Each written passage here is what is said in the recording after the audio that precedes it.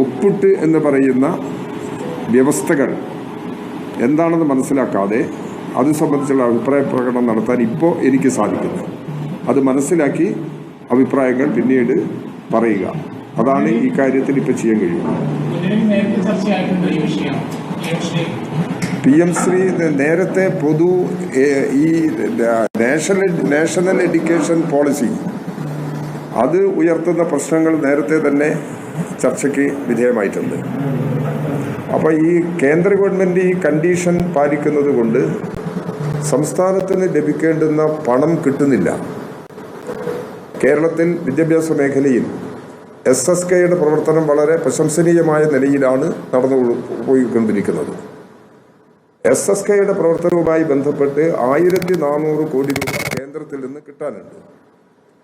അപ്പം ആ പണം കേരളത്തിന് ലഭിക്കുന്നതിന് വേണ്ടിയുള്ള ചില വ്യവസ്ഥകൾ കേന്ദ്രം മുമ്പോട്ട് വെച്ചിട്ടുണ്ട്.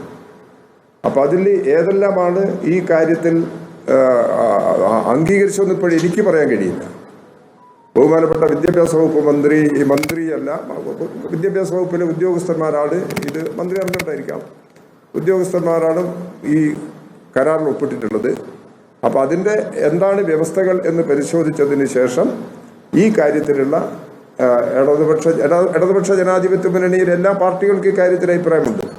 ആ അഭിപ്രായങ്ങളൊക്കെ പറയാനും അതെല്ലാം പരിഗണിക്കുന്നതിനുമുള്ള നിലപാട് പൊതുവെ ഇടതുപക്ഷ ജനാധിപത്യ മുന്നണി സ്വീകരിച്ചു മുമ്പോട്ട് പോവുക എന്ന നിലപാടാണ് പൊതുവെ സ്വീകരിക്കുക.